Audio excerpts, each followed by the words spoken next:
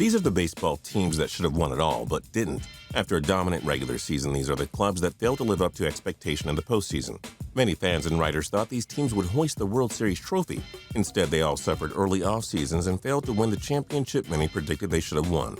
I'm Justin Fraction, and today we look at the top 10 teams that didn't win the World Series. And a big shout out to WiiTheU for suggesting this list. We do hope you enjoy this video, and if you do, feel free to click subscribe down below for more cool videos every single day. Number 10, 1994 Expos.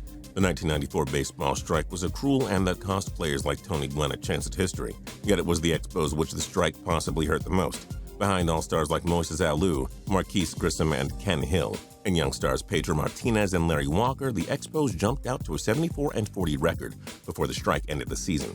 Montreal had the best record at the time of the August 12th stoppage. Many believed Montreal was the best team in baseball, but they never got to show it during the pennant chase and postseason.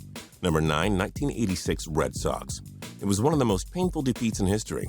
After winning 95 games and taking the AL East by 5.5 games, the Boston Red Sox looked to end the 68 years of frustration with the World Series title. With MVP and Cy Young winner Roger Clemens and all-stars like Wade Boggs and Jim Rice, Boston reached the World Series and faced the New York Mets. Just one strike away from winning the series in 6. The improbable happened when the ground ball went between the legs of Bill Buckner. This gave the Mets a second chance, and they went on to win Game 6 and 7. Number 8, 1953 Dodgers. The 1953 Dodgers went 105-49, still the best winning percentage in the team's history. Brooklyn had 7 of their 8 starters hit at least 10 home runs, and were led by Roy Campanella, who won the MVP. Jim Gilliam won Rookie of the Year.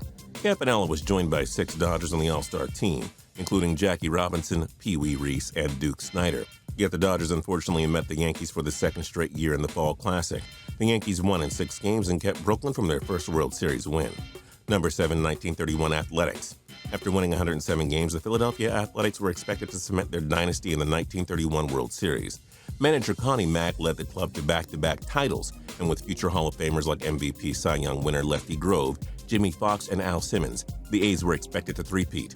The A's won the AL by 13.5 games, beating Babe Ruth's and Lou Gehrig's Yankees. However, the St. Louis Cardinals upset the Athletics in 7 games in the Fall Classic. The Athletics would not reach another World Series until 1972 when the team was in Oakland. Number 6, 1962 Giants. On paper, the 1962 Giants looked like one of the greatest teams in baseball history. Willie Mays hit 49 home runs and was joined by Felipe Alou, Orlando Cepeda, Juan Marichal, and Jim Davenport on the All-Star team. San Francisco won the NL by beating the Dodgers in a 3-game playoff. The Giants at 103-62 unfortunately met the Yankees in the World Series and fell to the Bronx Bombers in 7 games. Even with their offense, the Giants were no match for Yankees pitcher Ralph Terry, who pitched a scoreless gem to give New York a 1-0 win in Game 7. Number 5, 1998 Braves. With aces Greg Maddux, Tom Glavine, and John Smoltz at the helm, the Braves should have won more than one championship in the 90s. Yet it was the 98 team whose shortcomings may have hurt the most. The offense was on a tear with Chipper Jones, Andrew Jones, Andres Galarraga, and Javi Lopez, each eclipsing the 30-home run mark. Glavine also won the Cy Young with a 20-6 record and a 2.47 ERA.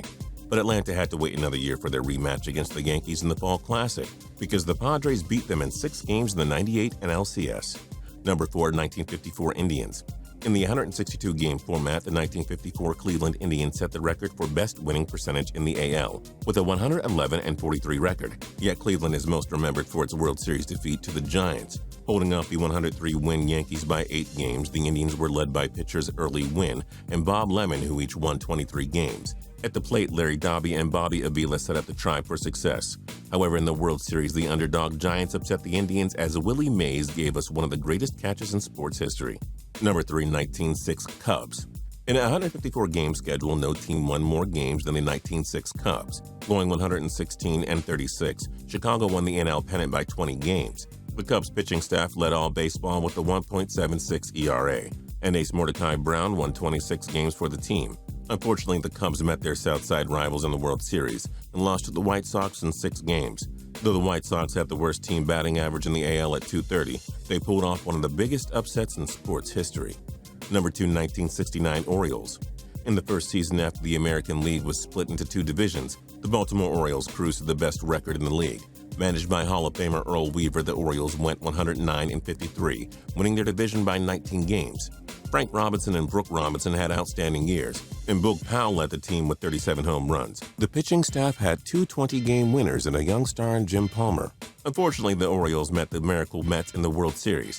In their 8th year of existence, the Mets pulled off one of the game's greatest upsets, beating Baltimore in 5 games. And number 1, the 2001 Mariners.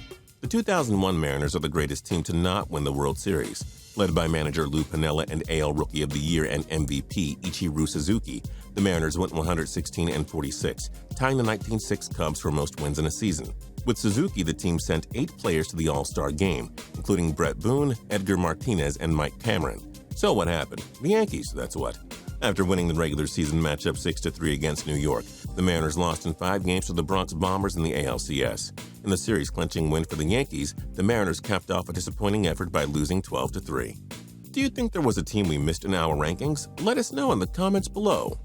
If you liked this video and learned a thing or two, clicking the like button helps us out a ton and we appreciate it. If this is your first time coming around to Total Pro Sports though, subscribing is a great idea because we put out videos like this every single day. But as always, thanks for watching and we'll see you guys next time.